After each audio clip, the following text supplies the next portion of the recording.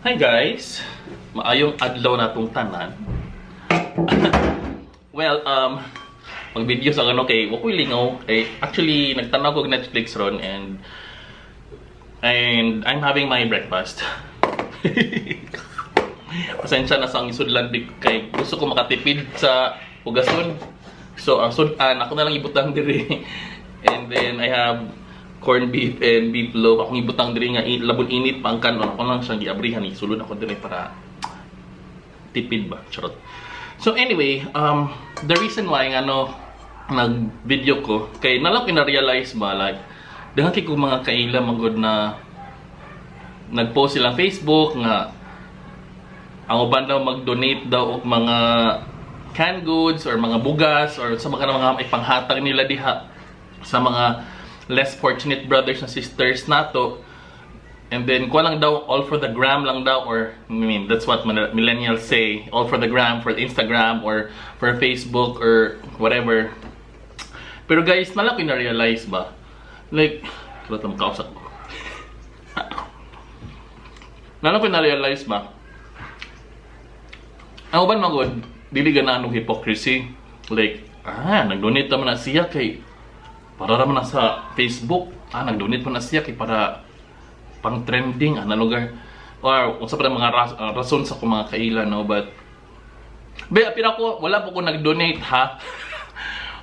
Naka-donate na din ko, pero, kuha lagod, ako lang gi-share ko akong points, ginagmay lagod kay, yun, di nga naka-donahan. Di kita donahan.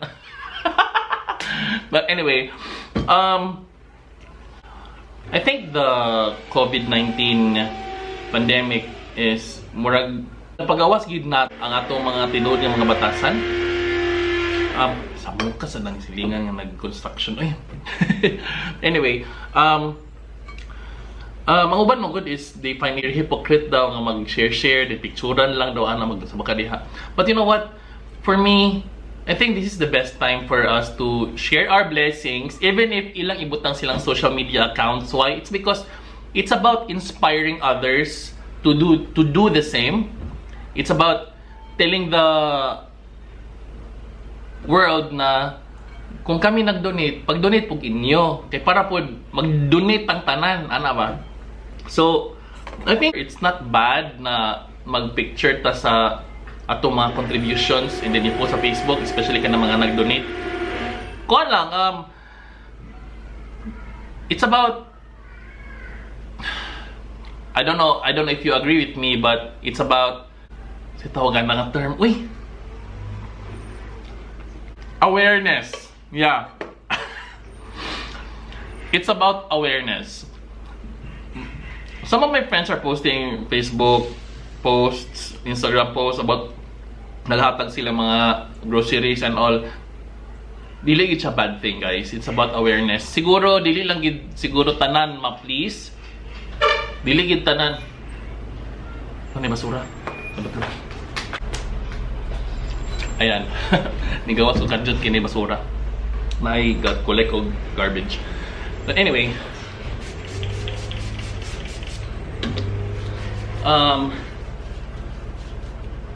siguro na lagi siguro yung mga kuan kana mga idealist kayo na once mag-share lagi daw dili lang i-post sa Facebook or social media accounts. Pero again, as mentioned earlier, it's about awareness. And besides, it's their money. So, pasag di sila. It's their social media accounts. Pasag di sila. Like, respetuhin na lang.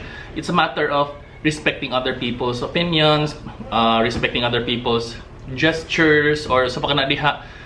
We cannot please everyone. Kadtong sa mga share, alam po mo ka hiubos, no?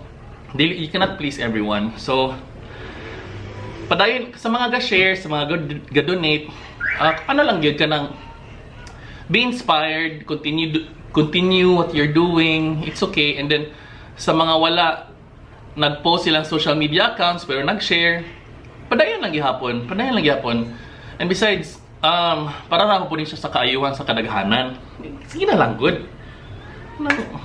Ipa-share lang good sila. Ayan ha. Kanang, kuan lang gid, you know what? This is the best time to be humans gid, like humane rather. Yeah, ato na naputlo na ka ng mga misinterpretation, misunderstanding, kanang gano'n na mong hypocrite ang uban, ayaw lang. I mean, let them do their thing. Like, nganag ko naman sana sila. Besides, ilangan po ng mga kanang grasya nga ilang gi-share. So, sige lang, good. Kamu bito. Ay, nako. Anyway, sige, mamahaw lang sa agod-agod. Uy, gamay na gusto siya nga topic or gamay na gusto nga idea or opinion. Pero, I think, namugod ko yung mga kailang good nga ga-react ba niya. Sige na lang, good. We cannot, I mean, who are we to stop people from being happy, di ba? Kung happy sila,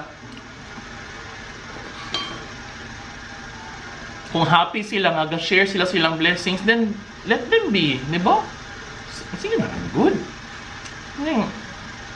And besides, para po na sa kaayuhan sa ilang komunidad, charot.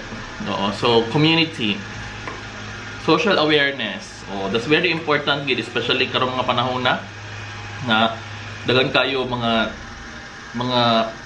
brothers and sisters na tong ga-struggle yun, especially wala sila mga work because of kanang mga no work no pay, kinag-close ang mga malls, industrial, sa mga diha ang mga nag-close diha tungod aning COVID.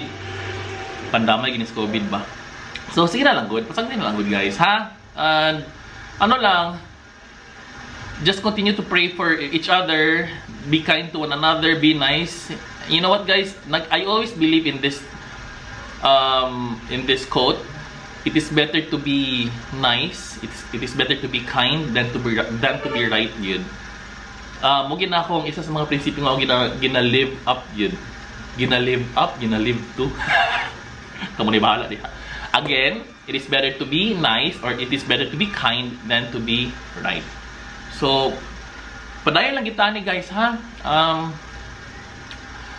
Amping mo diha and stay safe, stay home, and be healthy, and God bless us all. This too shall pass, ha? Bye, guys!